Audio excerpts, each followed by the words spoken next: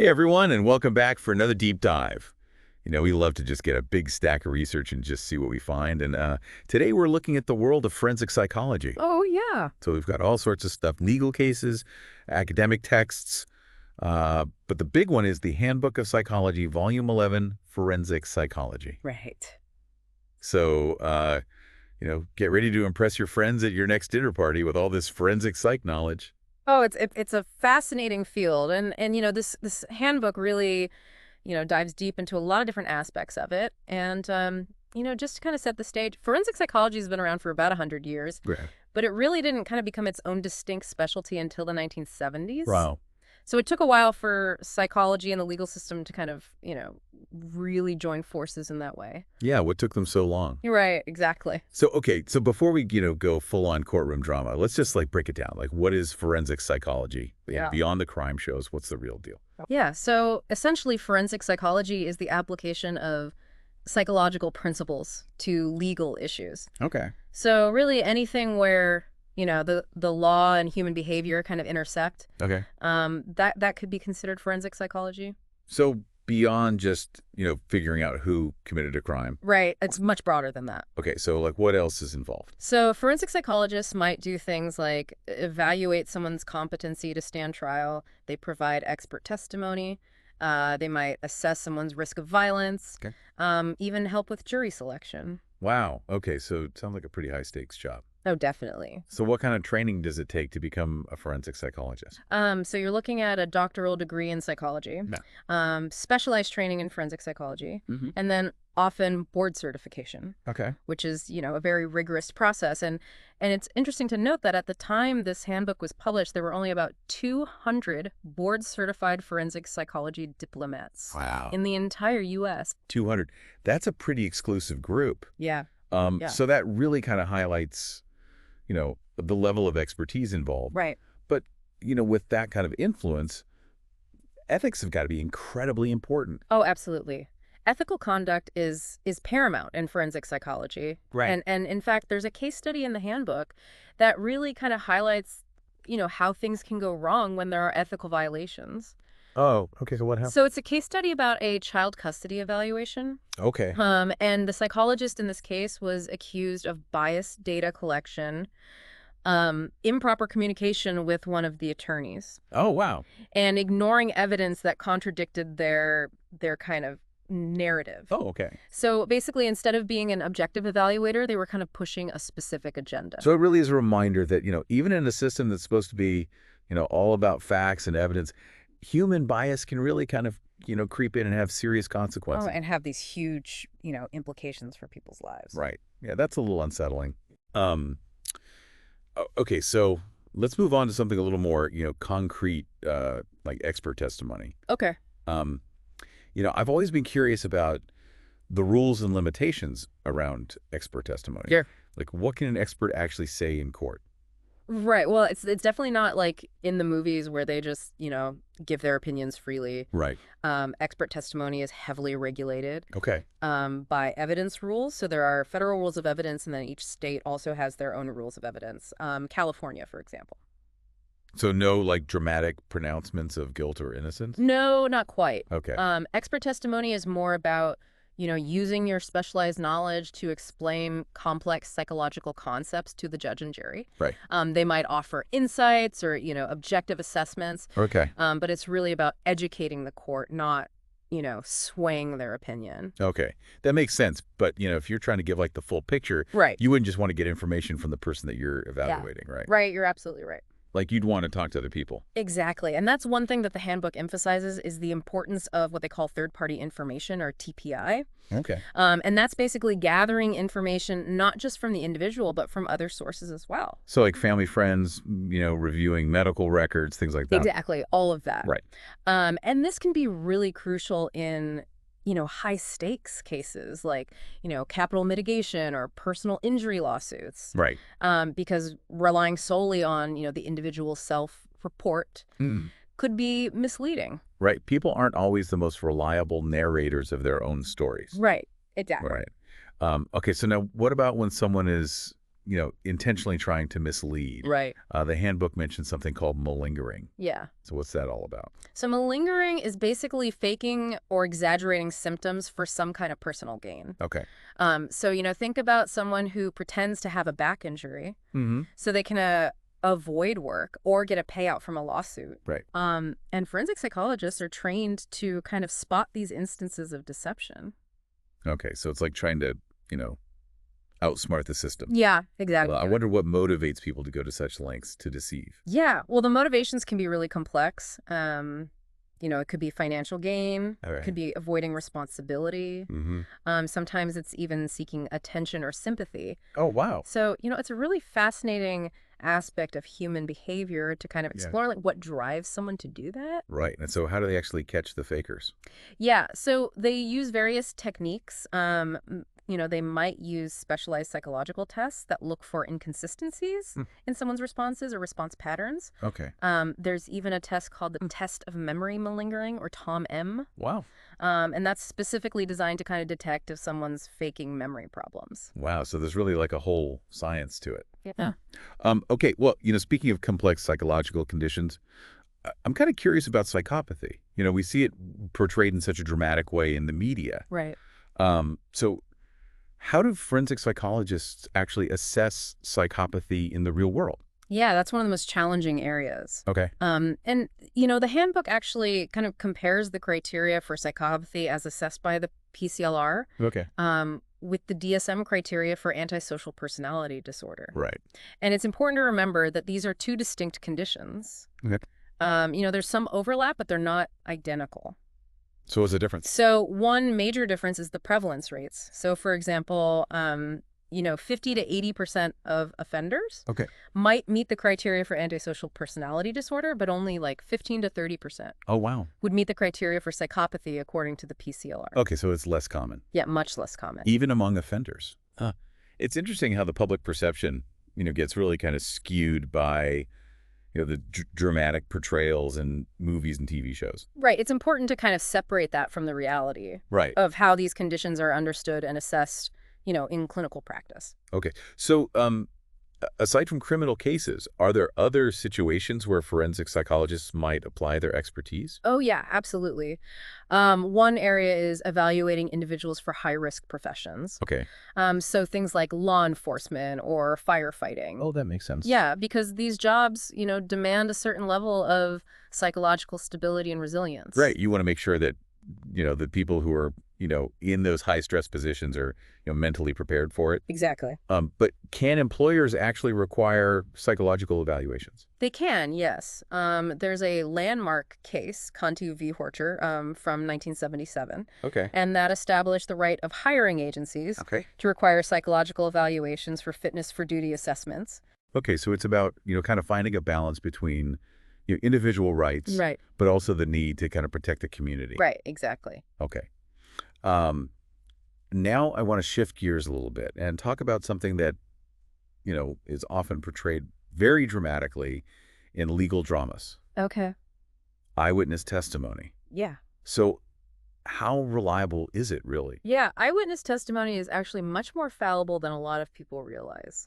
Really? Yeah. The handbook actually mentions a case, the Brewster case, where memory deteriorated over time and suggestive questioning influenced what the witness remembered. So you're saying that, like, that classic scene that we see on TV where, the witness points at the defendant and says, that's the guy? Right. It's not always accurate? Not always, no. Wow. Memory is not like a video recording that you can just play back. Okay.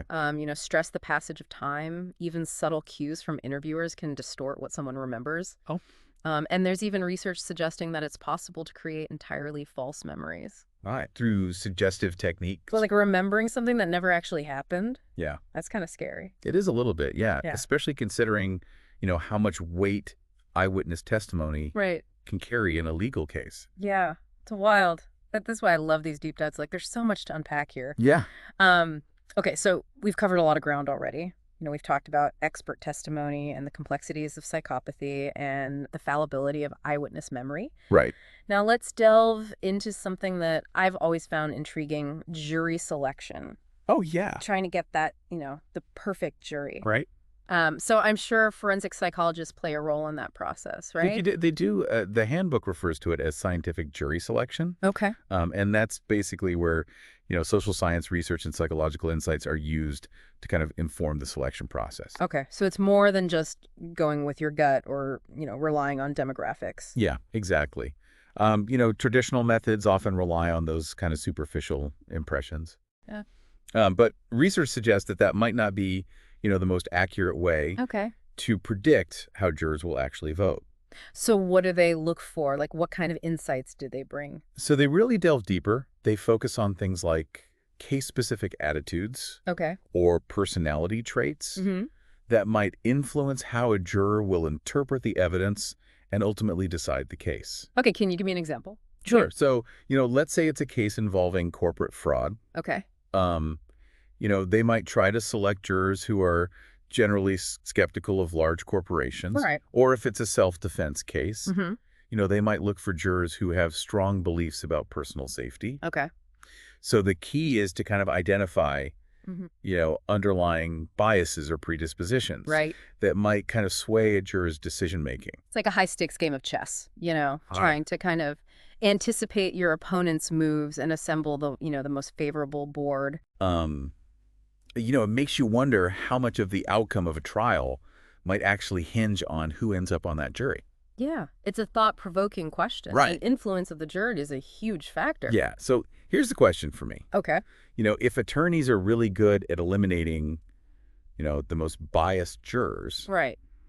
shouldn't that create, a more neutral jury overall? It seems logical, right? Right. But research suggests that it doesn't actually work that way. Really? Yeah. So studies have shown that, even when attorneys effectively remove, those most biased individuals, Mm-hmm. the overall attitudinal composition of the jury doesn't change that much. Wow, that's surprising. Yeah. So like you're skimming off the extremes, but the core group of jurors is still, relatively the same. Right. It's kind of counterintuitive, It is. Like you think if you eliminate the bias, you'd get a more balanced jury. Right. It just really underscores how complex human behavior is, especially Yeah. when you're trying to predict, group dynamics in a situation like that. Right. Okay, so this deep dive is full of surprises already. Yeah.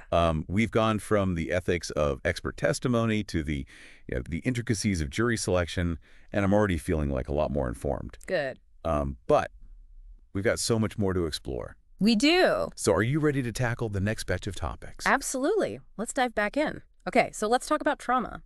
It's a topic that often comes up in forensic psychology, especially in cases like, personal injury or child custody. Yeah, right. It's a heavy topic, Yeah. but an important one. Definitely. And I imagine the impact of trauma can be, incredibly complex and far-reaching. Oh, absolutely. It's, Yeah. It's not just about acknowledging that, someone experienced, a traumatic event. It's really about understanding the profound and often long-lasting effects that trauma can have on someone's psychological well-being. And I imagine it can manifest in many different ways. Right. Trauma doesn't have a one-size-fits-all response. It can lead to, anxiety, depression, PTSD, even physical health problems.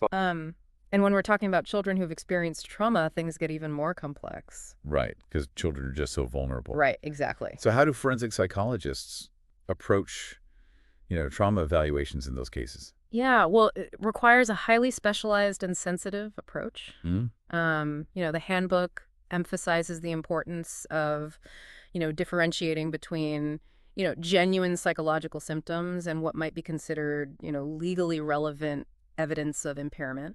So you're saying like, a child might exhibit, behavioral problems after a traumatic event. Yeah. But those problems might not necessarily be, directly caused by the event itself. Right, exactly. Like there could be other factors at play. Right. It's about, really carefully teasing apart all the various factors that are contributing to a child's distress Mm-hmm. and determining whether, the alleged trauma is really, the primary cause. Right. It's a reminder that these evaluations, require such a nuanced understanding of both psychology and the law. Oh, absolutely. Okay, well, speaking of sensitive topics, let's talk about child sexual abuse. Okay.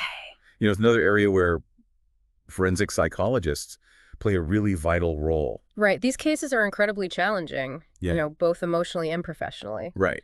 And, one of the key challenges is, obtaining accurate information from children, Mm-hmm. especially given, the sensitive nature of the topic. Right. And I imagine like, the traditional methods like using anatomical dolls or, things like that Right. could be problematic, potentially introducing bias or leading to inaccurate conclusions. Exactly. And, that's why there's been a shift towards using, more evidence-based interviewing techniques Okay. that are designed to, elicit information from children in a way that's non-leading and developmentally appropriate. Okay. It's about creating a safe and supportive environment where the child feels, comfortable disclosing what happened without feeling pressured or influenced. So it's about asking open-ended questions and letting the child kind of lead the conversation Exactly. rather than suggesting what they should or shouldn't say. Precisely. And research has shown that, under the right conditions, even young children can provide remarkably accurate accounts Wow. of their experiences.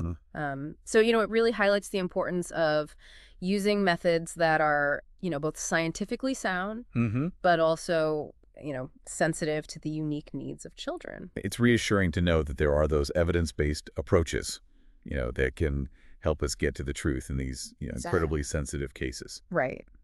Okay, so shifting gears to another kind of challenging area. Let's talk about sex offenders. Okay. Risk assessment, will be a huge part of these cases, right? Oh, absolutely. Assessing the risk of reoffending is, critical for both managing sex offenders and protecting the public. Okay.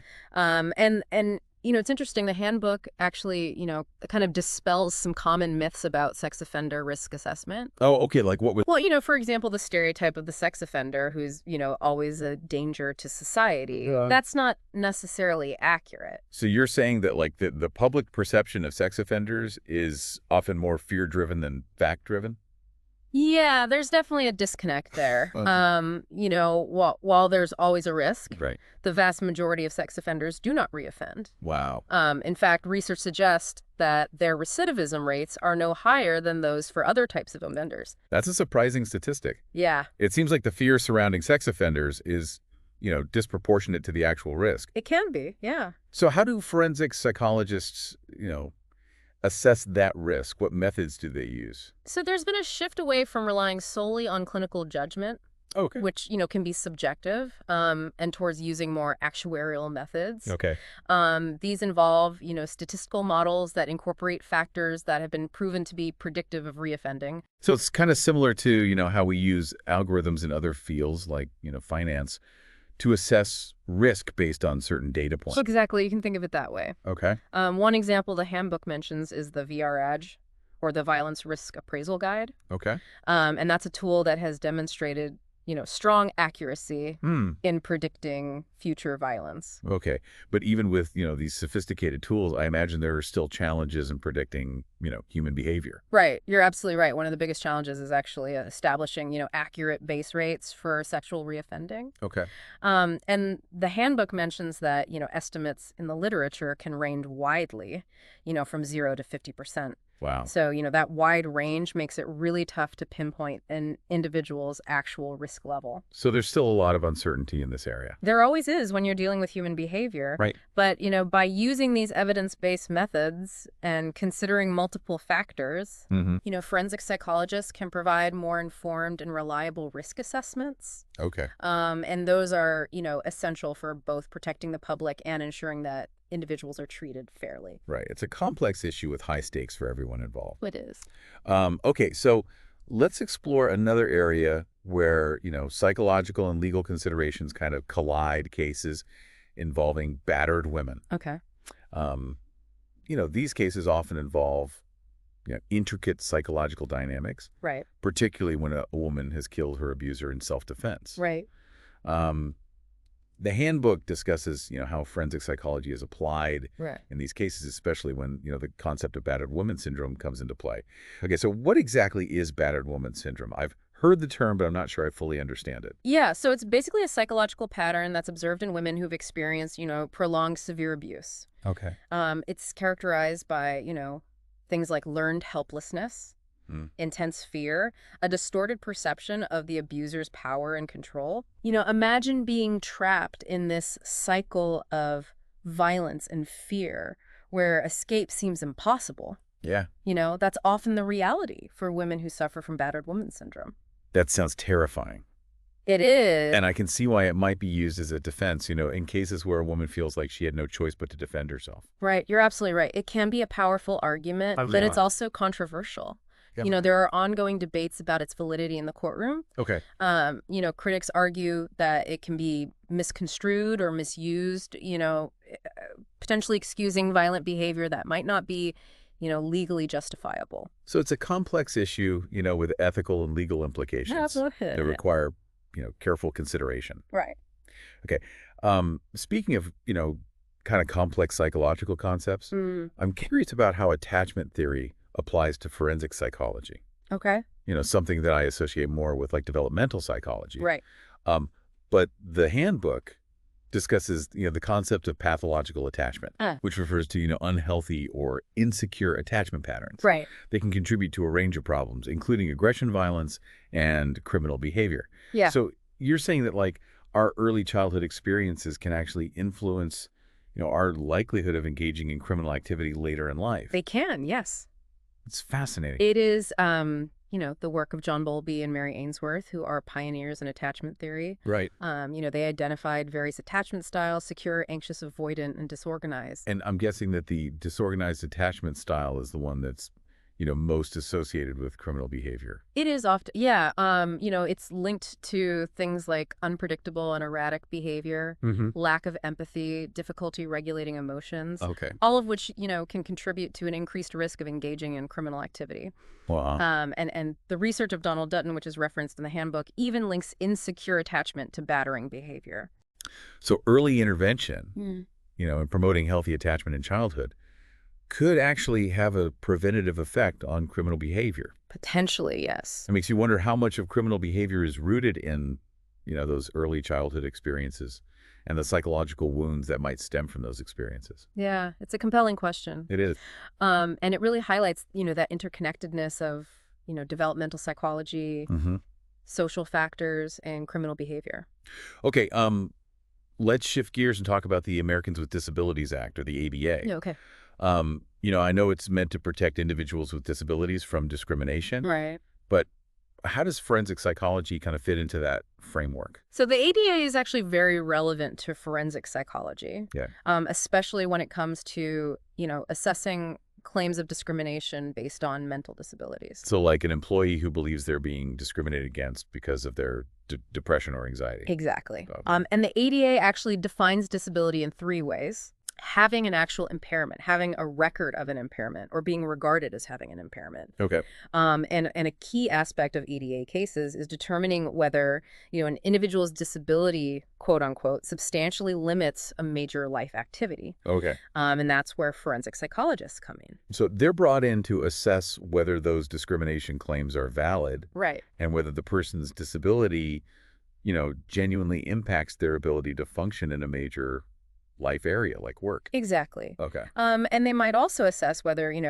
reasonable accommodations can be made by the employer to help the individual perform their job effectively. Okay. So it's really about, finding solutions that promote fairness and inclusivity in the workplace. Right. And it's interesting how forensic psychology isn't always about, these high-profile criminal cases. Right. It plays a role in, ensuring fairness and equality in various aspects of life. It does. Okay, so Yeah. let's move on to a concept that's really kind of fundamental to the legal system. Competence to stand trial. Right. It's not just about whether someone committed a crime. Right. It's also about their mental capacity to actually participate in their own defense. Exactly. Right. The legal system operates under the presumption that, individuals should have a fair chance to defend themselves. Right. And that requires a certain level of mental capacity. Okay. This includes things like understanding the charges against them, comprehending the legal proceedings, Right. being able to assist their attorney. So how is competence to stand trial actually determined? Like, what are the criteria? Yeah, so the landmark case, Dusky v. U.S. in 1960, Okay. established the criteria for competence. Okay.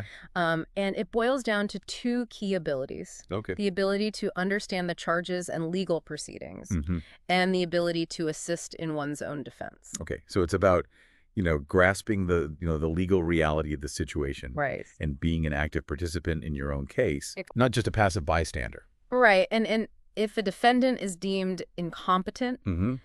they can't be tried until their competence is restored, Okay. usually through treatment or medication. Right. It wouldn't be fair to try someone who doesn't even understand what's happening in the courtroom. Right, exactly. Right. And this competence isn't a static thing, right? It Yeah. can change over time. Exactly. Competence can fluctuate Okay. depending on, a person's mental state and the complexity of the case. So it's an ongoing assessment. Gotcha. Okay. So let's talk about a legal concept that I think is often, shrouded in mystery and misconception. Okay. The insanity defense. Yeah. This one is a regular feature in legal dramas, Right. but I suspect the reality is far more nuanced than what we see on TV. Oh, absolutely. The insanity defense is incredibly rare, Really? and frequently misrepresented in the media. Okay. But in essence, it argues that a defendant should not be held criminally responsible Okay. for their actions due to a severe mental disorder or defect that prevented them from understanding the nature or wrongfulness of their conduct at the time of the crime. So it's not just about having a mental illness. Right. It's about the illness preventing you from understanding that what you were doing was wrong. Exactly. Okay. It sets a very high bar. Mm-hmm. And, the legal tests used to determine insanity vary from state to state. Okay, so what are some of the different legal tests? So some common ones include the Amnaten rule, Okay. the irresistible impulse test, Mm-hmm. and the American Law Institute Model Penal Code test. Okay. And each of these has its own nuances and criteria, Right. making it a complex interplay of, law and psychology. Right, and I imagine that applying these legal standards, in a forensic context can be quite challenging, It can be. Yeah. especially, when you consider the potential tension between legal definitions and clinical diagnoses. Right, exactly. Yeah.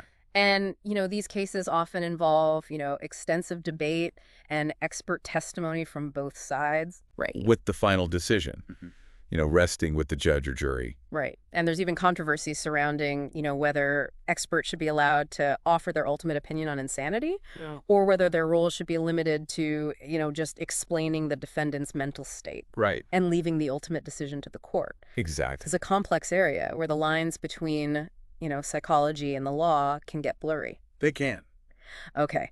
So let's move on to another area where forensic psychologists, have to make these, tough judgments predicting future violence, Okay. violence risk assessment, Right. a field laden with, ethical and legal considerations. It is, yeah. Not to mention a high degree of uncertainty. Right. I imagine it's incredibly difficult to predict with certainty whether someone will become violent in the future. It is. Human behavior is so complex and influenced by so many factors. It is, yeah. Yeah. But, while we can't predict the future with certainty. Forensic psychologists use their expertise to assess risk factors Mm-hmm. and make informed judgments about the likelihood of future violence. So it's about assessing risk, not making guarantees. Exactly. Okay. And, over the years, there's been a shift from relying solely on clinical intuition Yeah. to incorporating, more structured, empirically based methods. So kind of like with sex offender risk assessment, the field is moving toward more data-driven approaches. Precisely. Okay.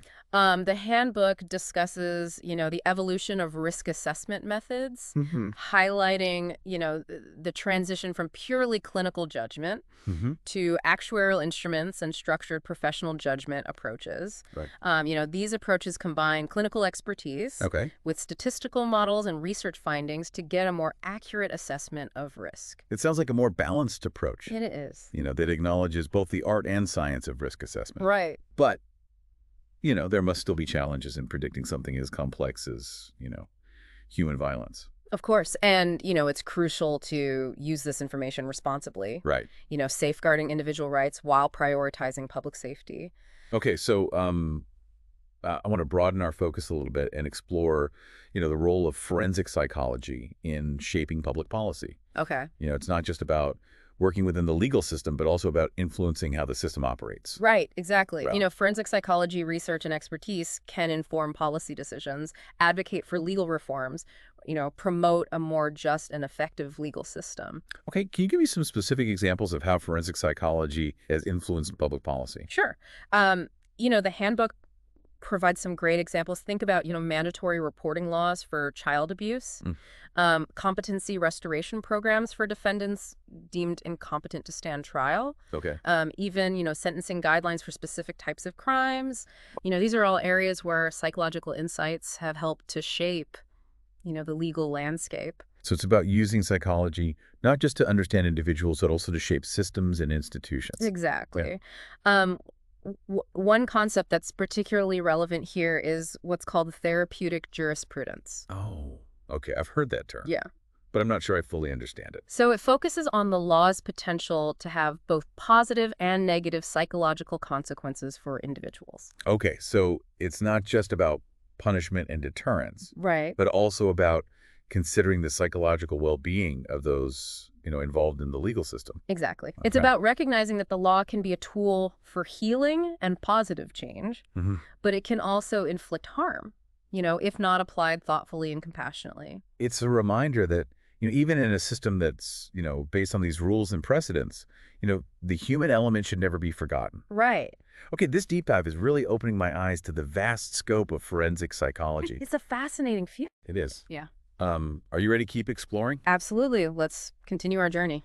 Wow, we've covered so much ground already, Sure. from trauma and risk assessment to the role of forensic psychology in shaping public policy. Yeah. It's amazing how this field just touches on so many different aspects of our lives. It really does. And it's constantly evolving. It seems like everywhere we turn, there's some new and fascinating application of, psychological principles to these real world issues. Speaking of fascinating applications, the handbook mentions the role of forensic psychology in evaluating individuals involved in, juvenile delinquency cases. Right. So it's not just about, adult offenders. No, not at all. Forensic psychologists also assess, juveniles accused of committing crimes. Okay. And, these evaluations come with their own unique challenges and considerations. Yeah, I can imagine that working with, young offenders requires a very different approach than working with adults.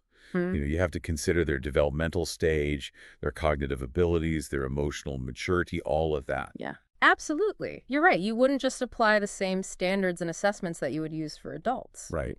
And it's interesting to note that, for a long time, there wasn't really a distinct body of knowledge or set of guidelines, specifically for evaluating juvenile offenders. It was more about adapting, general child clinical psychology principles to a legal context. So it sounds like the field is still kind of catching up when it comes to juvenile delinquency. In some ways, yes, but, there's growing recognition of the need for, specialized training and expertise in this area, especially with the evolving landscape of juvenile law. Right. For example, recent legal changes have led to, new types of evaluations, like assessing a youth's competency to stand trial or their ability to waive their Miranda rights. But juveniles have Miranda rights, too. They do. I always assumed those were only for adults. Yeah, just like adults, they have the right to remain silent and to have an attorney present during questioning. But, whether they truly understand these rights and the consequences of waiving them is a complex issue. Right. Especially with, young people who might be easily intimidated by authority figures or, you have, limited cognitive abilities. Exactly. That's a huge point. It is. It makes you wonder how often those rights are truly understood and exercised, especially, by younger or more vulnerable juveniles. It's a valid concern, and it underscores the importance of, forensic psychologists in those cases. Right. They're really there to assess the juvenile's capacity to make those kinds of legal decisions. So they're acting as safeguards in a way. Exactly. Making sure that, these young people aren't taken advantage of or coerced into waiving their rights. Right. Now, this makes me think, you mentioned that adults have Miranda rights too, but are there situations where even adults, might not fully understand or be able to exercise those rights effectively? Oh, absolutely.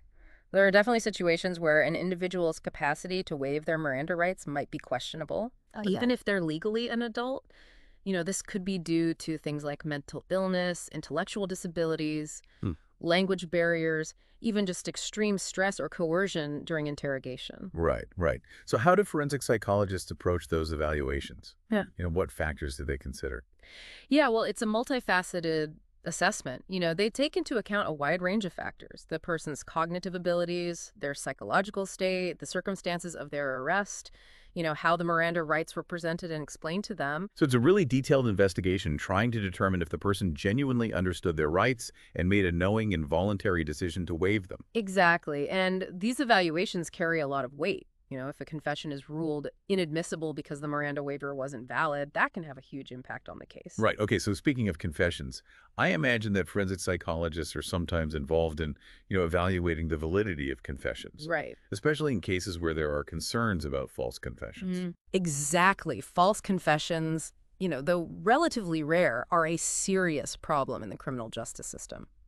It's a chilling thought, to think about someone confessing to a crime they didn't commit. It is. I've read stories about, people confessing under duress or after, intense psychological manipulation. Right. It's disturbing. It is. And, forensic psychologists play a crucial role in understanding why people confess to crimes they didn't commit and in developing methods to kind of detect false confessions. So what are some of the factors that might lead someone to make a false confession? Like what makes someone vulnerable to that kind of pressure? Yeah, well, the handbook highlights, several potential factors, personality traits, interrogation techniques, even situational factors. Okay. For example, people who are highly suggestible, compliant or eager to please might be more prone to confessing falsely, especially under pressure from authority figures or if they're facing, threats or promises. So it's not always about, physical force. It can also be about psychological manipulation. Exactly. And, some interrogation tactics, while legal, can be incredibly persuasive and create immense pressure, even leading innocent people to doubt their own memories or believe that confessing is, their best option. It's a sobering thought. It is. And it makes you question, the reliability of confessions in general. Right. And that's why, it highlights the need for safeguards and a careful evaluation of the circumstances surrounding a confession. Right. Forensic psychologists are trained to look for red flags that might indicate a false confession. Okay. Things like inconsistencies in the confession, lack of corroborating evidence, signs of coercion during the interrogation. So it's like being a detective. Yeah. Carefully sifting through the evidence to try to determine the truth. Exactly. Okay. Now, we talked earlier about, competence to stand trial, but I imagine there are situations where a defendant might be found competent to stand trial but still have a mental illness or defect that's, relevant to the case. Right. That's where the concept of mens rea comes in. Mens rea, that sounds like a legal term. It is. It's Latin for guilty mind. Okay. And it refers to the defendant's mental state at the time of the crime. Okay. It's a crucial element in determining criminal responsibility. So it's not just about whether you committed the act, but also about your mental state and whether you had the intent to commit the crime. Exactly. Mens rea is all about the defendant's awareness and understanding of their actions and their consequences. Okay. In some cases, a mental illness or defect might impair their ability to form the necessary intent for a particular crime. Okay. Can you give me an example? Sure.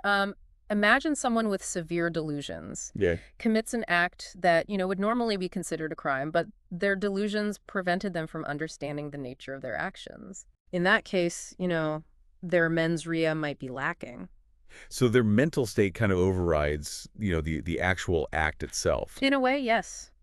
It's fascinating how, mental state can play such a critical role in legal proceedings. It does. And, forensic psychologists might be called upon to evaluate the defendant's mental state at the time of the crime. Right. And determine whether, their mental illness impacted their capacity to form the necessary mens rea. So it's like piecing together a psychological puzzle. Yeah. Trying to reconstruct someone's state of mind from the past. It can be, yeah. Wow. Okay, well, we've talked about, the insanity defense, but I imagine there's a whole world of legal implications surrounding, mental illness. Oh, absolutely. And the intersection of mental health and the law is vast and complex. Right. Raising ethical and legal dilemmas at every turn. And one issue that comes to mind is, that balance between protecting the rights of individuals with mental illness. Right. But also ensuring public safety. Right. It's a delicate balance. Right. It is, we want to protect individuals from harming themselves or others. Right. But we also want to uphold their rights and freedoms. Right. And, involuntary commitment is a good example. Right. Someone can be hospitalized against their will if they're deemed a danger to themselves or others. Exactly. It's a tough situation. It is. It's a situation that requires careful consideration of both individual rights and public safety. Right. And, forensic psychologists play a critical role in evaluating those cases. So they assess whether someone meets the legal criteria for involuntary commitment. Right. But they also consider other factors. Right. Oh, absolutely. Like, the person's history, treatment needs, whether there are less restrictive alternatives to hospitalization. All of that. It's about finding, the least restrictive and most appropriate course of action. Right. It's not a decision that should be taken lightly. No, it shouldn't. Because you're talking about, a fundamental tension between individual liberty and the need to protect, vulnerable individuals in the community. Right. It's another example of how forensic psychology is about so much more than just criminal cases. Right. It's about navigating these complex ethical and legal issues that have a profound impact on people's lives. It is. And that applies even to something as seemingly straightforward as, consenting to treatment. Oh, you mean like competency to consent to treatment? Exactly. How does that work? Yeah. So just like individuals have the right to refuse medical treatment, they have the right to make informed decisions about their mental health care. Okay. But if their mental state is severely compromised, they might lack the capacity to understand their illness, the risks and benefits of treatment, the consequences of refusing treatment. So in those cases, forensic psychologists might be called upon to evaluate their competency to consent to treatment. Exactly. And it's about protecting vulnerable individuals from making decisions that could harm them. Right. But it's also about ensuring that they retain as much autonomy as possible. Right. Even when they're struggling with mental illness. Right. These evaluations involve assessing the individual's ability to understand and reason about their treatment options, appreciate the consequences of their decisions, and communicate their choices clearly. It's a complex process that requires sensitivity to the individual's situation while also upholding, their right to make informed decisions about their own care. Right. Now, we've talked about, all these different types of forensic evaluations, but what does the process itself actually look like? Okay. What happens during a typical forensic evaluation? Yeah, well, there's no one-size-fits-all approach. Right. Each evaluation is really tailored to the specific legal question and the individual being assessed. Okay. But generally speaking, they're much more comprehensive and structured than traditional clinical assessments. So it's not just, a casual conversation. No, not at all. Understood. Forensic evaluations typically involve multiple interviews, psychological testing, a review of records, and often collateral interviews with family members, friends, or other professionals who know the individual. So it's about gathering, as much information as possible from various sources to really build that comprehensive picture of the individual and their situation. Exactly. And I imagine objectivity is like super crucial in these evaluations. Oh, absolutely. Unlike therapists, who advocate for their clients, forensic psychologists have to remain neutral and objective. Okay. Their role is to provide impartial assessments to help the court make informed decisions. So it's like being a detective, Right. piecing together the facts and presenting them clearly and impartially. That's a great way to put it. And that objectivity is so crucial because, these evaluations can have, significant consequences for people's lives. They can. Potentially influencing, legal outcomes, custody decisions, even whether someone is committed to a psychiatric facility. Right. It's a lot of weight and responsibility. It is. You mentioned psychological testing as part of, the evaluation process. What kinds of tests are typically used? Well, the specific tests used really depend on the legal question and the individual being evaluated. Okay. But some common categories include, personality tests, intelligence tests, neuropsychological tests, and specialized forensic assessment instruments. So like a personality test might assess, a defendant's character, while an intelligence test might gauge their cognitive abilities. Exactly. Neuropsychological tests might assess for brain damage or cognitive impairment, while forensic assessment instruments measure, specific constructs relevant to legal questions like risk of violence or competency to stand trial. So these tests can really provide, objective data to inform these legal decisions. They can. They're powerful tools, but, it's important to remember that they're just one piece of the puzzle. Right.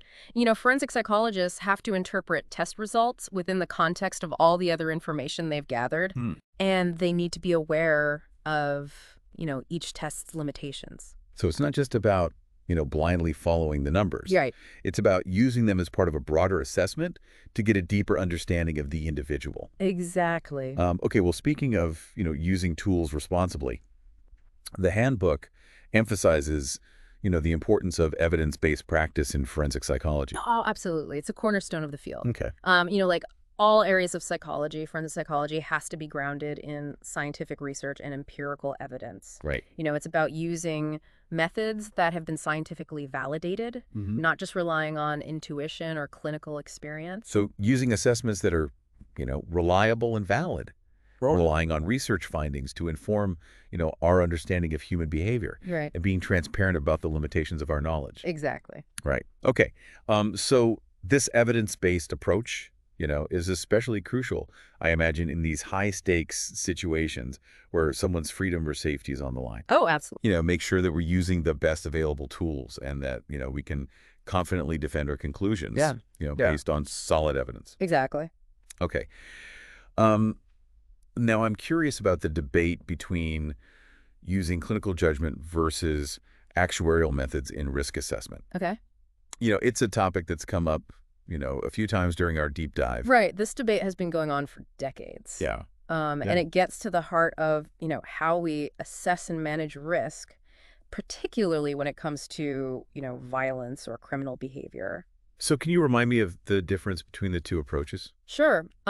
So clinical judgment relies on, the clinician's expertise and experience to make judgments about risk, Yeah. based on their assessment of the individual, their history and the situation. Okay. So it's a more subjective and individualized approach. So it's kind of like a doctor, using their knowledge and experience to diagnose a patient Right. based on, their symptoms and medical history. That's a good analogy. Okay. Actuarial methods, on the other hand, use statistical models and algorithms to calculate risk Okay. based on factors that have been statistically proven to predict certain outcomes. Okay, so it's more objective Right. and data-driven. Exactly. Okay, kind of like, using an algorithm to determine your credit score based on your financial history. Exactly. Okay.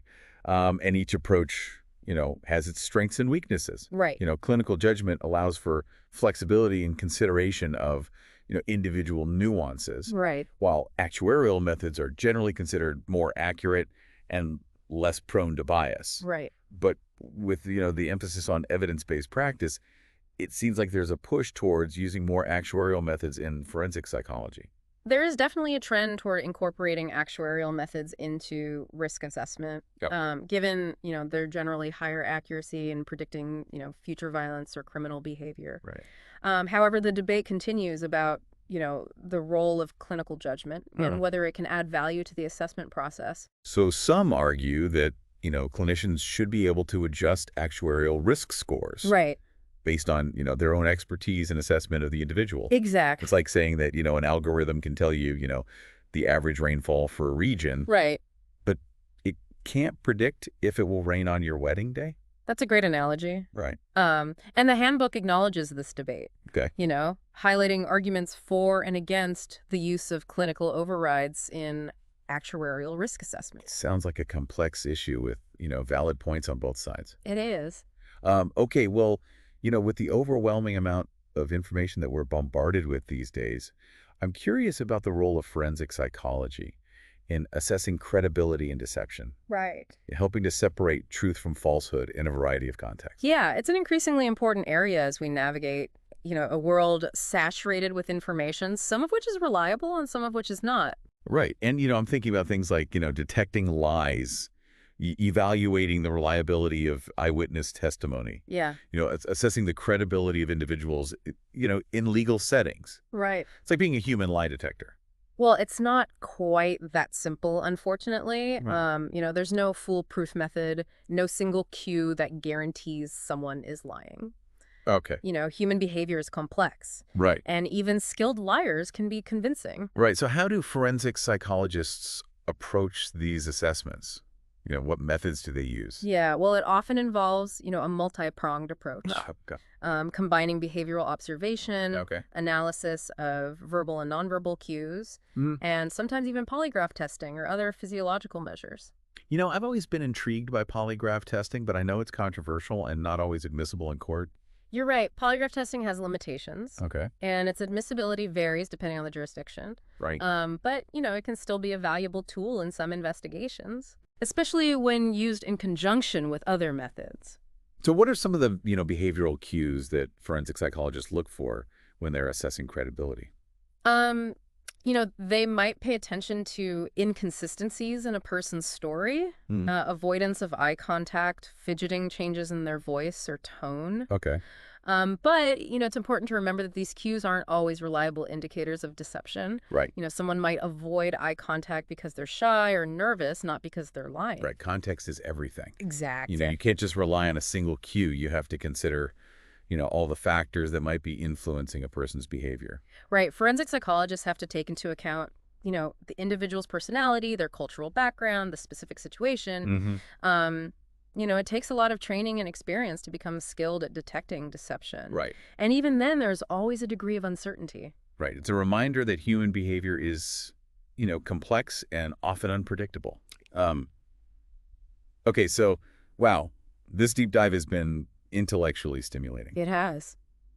But I can only imagine, the toll that this kind of work takes on forensic psychologists themselves. Right.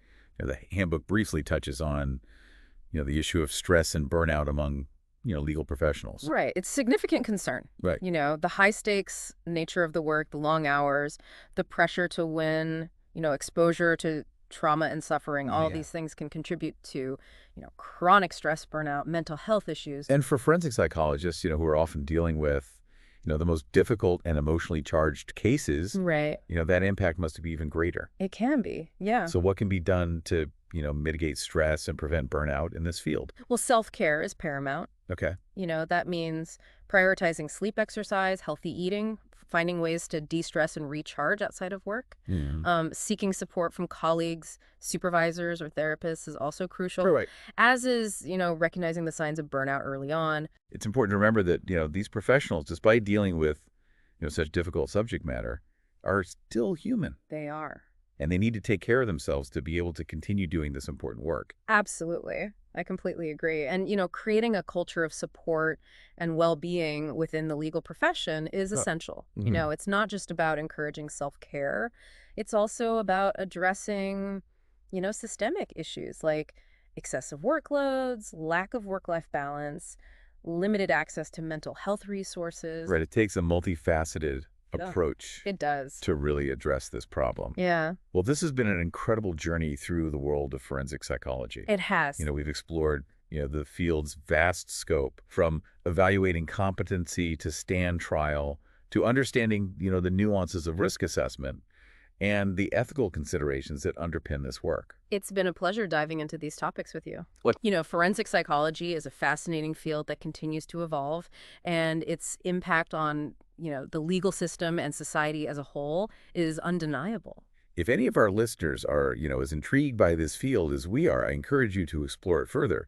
There are countless resources available, books, articles, podcasts, documentaries that can, delve even deeper into these fascinating topics. Absolutely. And who knows, maybe you'll even be inspired to pursue a career in forensic psychology. The field always welcomes, passionate individuals who are dedicated to using their knowledge of psychology to make a positive impact on the world.